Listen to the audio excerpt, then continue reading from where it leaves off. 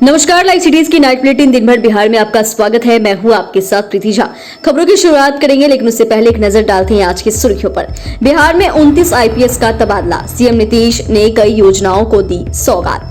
CPIM महासचिव सीताराम येचुरी का निधन, तेजस्वी का डिप्टी सीएम पर तंज, विजय सिन्हा के घुटना में है दिमाग। जदयू ने सभी 243 सीटों के लिए प्रभारी नियुक्त किया। राहुल गांधी को मांझी ने बताया देशद्रोही, एफआईआर दर्ज करने की मांग। नीतीश कुमार को प्रशांत किशोर ने किया खुलासा। कैमूर में बदमाशों ने स्कूल में घुसकर आधा दर्जन शिक्षकों को पीटा। अररिया में अज्ञात बीमारी से 5 बच्चों की मौत, स्वास्थ्य विभाग की टीम पहुंची।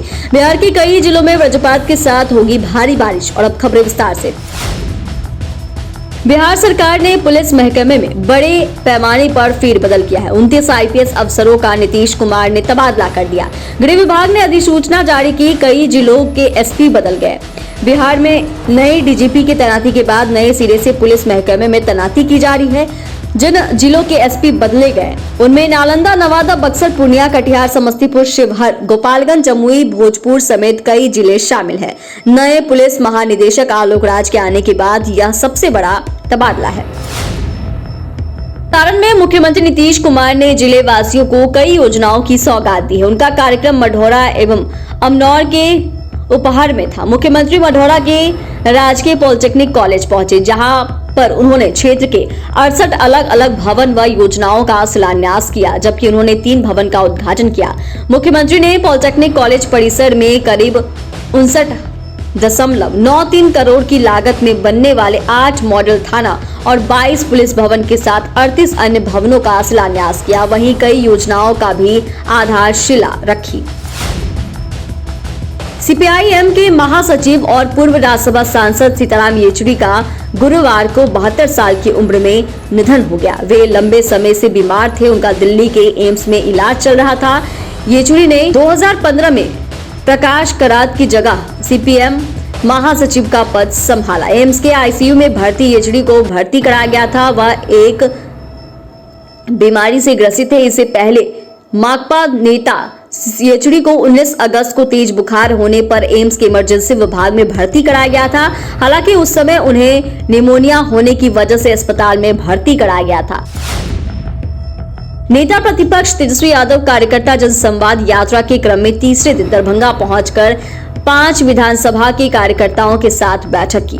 बैठक में पहले तेजस्वी ने पत्रकारों से बात करते हुए एनडीए सरकार पर जमकर हमला किया और कहा कि बिहार में डबल इंजन की सरकार है। नीतीश कुमार 20 साल से लगातार विशेष राज्य का दर्जा की मांग करते आ रहे हैं, लेकिन उनकी मांगे पूरी नहीं हो रही है। अब तो केंद्र सरकार ने भी बिहार को विशेष राज्य का दर्जा देने से मना कर दिया। वहीं उन्होंने कहा कि एनडीए गठबंधन वोट बिहार के मतदाता से लेंगे, लेकिन यहाँ की जनता के साथ सौतेला व्यवहार करेंगे। ऐसे में जनता के बीच पूरी टीम के साथ उतरेंगे और तमाम बिहार के मुद्दे को सड़क से सदन तक उठाने का काम करेंगे। वहीं विजय सिन्हा पर निशाना साधते हुए कहा कि जब से वो उप मुख्यमंत्री बने हैं, एक बात बता दे, जो उनके द्वारा किया जा रहा है, सिर्फ गाड़ी और सिक्योरिटी लेकर जनता के पास घूमते हैं घुटने में। जिसका दिमाग है तो उसके बारे में क्या कहना।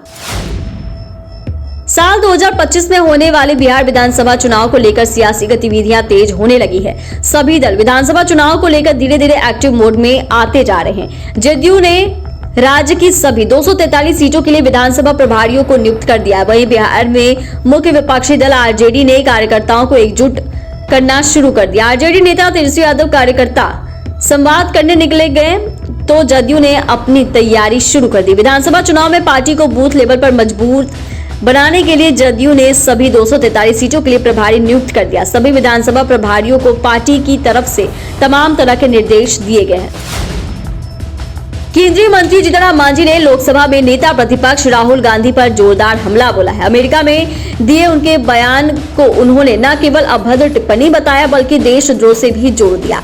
मांझी ने कांग्रेस नेता को चुनौती देते हुए कहा कि किसी राहुल गांधी की इतनी हैसियत नहीं कि वह देश में आरक्षण को खत्म कर दे। राहुल की देशभक्ति पर सवाल उठाते हुए कहा कि कोई भी देशभक्त विदेशी धरती पर जाकर जनता की चुनी हुई सरकार पर इस तरह की अभद्र टिप्पणी नहीं कर सकता, जैसा कि उन्होंने किया। मांझी ने आगे कहा कि नेता प्रतिपक्ष का बयान एक देशद्रोही का बयान है, लिहाजा उनके खिलाफ एफआईआर दर्ज होनी चाहिए। मांझी ने आरक्षण खत्म करने को लेकर राहुल गांधी के बयान की तीखी आलोचना की।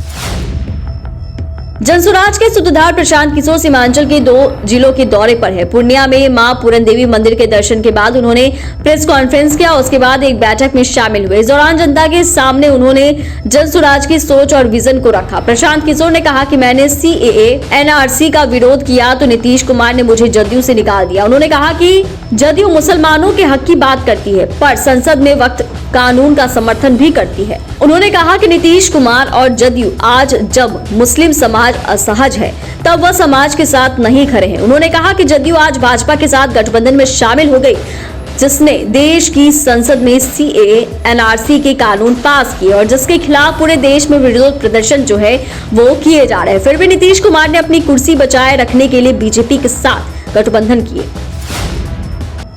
कैमूर में बच्चों को क्लासरूम में डांट फटकार लगाना शिक्षकों को भारी पड़ गया। नाराज असामाजिक तत्वों ने स्कूल में घुसकर न सिर्फ शिक्षकों के साथ मारपीट की बल्कि तोड़फोड़ की घटना को भी अंजाम दिया। इस घटना के बाद स्कूल में तैनात शिक्षक दहशत के माहौल में बच्चों को पढ़ा रहे। दरअसल भगवानपुर प्रखंड के उत्क्रमित उच्च माध्यमिक विद्यालय का मामला है। घटना के तुरंत इसकी जानकारी जो है वो दी गई भगवानपुर पुलिस को दी गई। पुलिस ने इस मामले में 5 नामजद और आधा दर्जन अज्ञात के खिलाफ केस जो है वो भी दर्ज किया है। केस दर्ज होने के बाद पुलिस कार्रवाई में जुट गई है। जिला शिक्षा पदाधिकारी के निर्देश पर जिला कार्यक्रम पदाधिकारी ने भी स्कूल पहुंचकर छानबीन की। अररिया में अज्ञात बीमारी से दहशत का माहौल। इस बीमारी से 3 महीने के मासूम समेत अब तक 5 बच्चों की मौत हो गई है। 5 बच्चों की मौत के बाद ग्रामीण दहशत में है। घटना की जानकारी मिलने के बाद पटना से स्वास्थ्य विभाग की टीम गांव पहुंची और घर घर जाकर नमूने इकट्ठा कर रही। इस टीम में WHO के अधिकारी के साथ सिविल सर्जन और अन्य विशेषज्ञ शामिल है। शुरुआती जांच के दौरान टीम को यह लग रहा है कि सभी बच्चों की मौत चिकनगुनिया के कारण हुई है। हालांकि जांच के बाद ही स्पष्ट जानकारी मिल सकेगी। स्वास्थ्य विभाग की टीम लगातार गांव में कैंप कर रही है और हालत पर नजर बनाए हुए। पूरे मामले को लेकर सिविल सर्जन KK कश्यप ने कहा कि पूरे गांव में ब्लीचिंग पाउडर का छिड़काव के साथ सैनिटाइजेशन का काम भी किया जा रहा है। इस गांव के स्कूल में स्वास्थ्य विभाग की टीम 24 घंटे मौजूद है। बिहार में एक बार फिर से मानसून को सक्रिय होने के आसार बन रहे हैं। वर्तमान में बंगाल की खाड़ी में कम दबाव का क्षेत्र बना हुआ है। उसे आगे बढ़ने पर बिहार में अच्छी वर्षा की उम्मीद की जा रही है। ऐसे में मूसलाधार बारिश को लेकर लोगों से सावधान रहने की अपील जो है वो की गई है। मौसम विभाग ने बिहार के 7 जिलों में भारी वर्षा की चेतावनी जारी की है। 13 सितंबर को गया, नवादा, जमुई, बांका और किशनगंज जिले के लिए अलर्ट जारी किया गया है, जबकि 14 को कैमूर, रोहतास, औरंगाबाद, अरवल और गया में भारी बारिश की संभावित है। इन जिलों में कुछ स्थानों पर आकाशीय बिजली चमकने के साथ वज्रपात की भी चेतावनी दी गई है। चैनल को सब्सक्राइब करें, फेसबुक पेज को लाइक करें। धन्यवाद।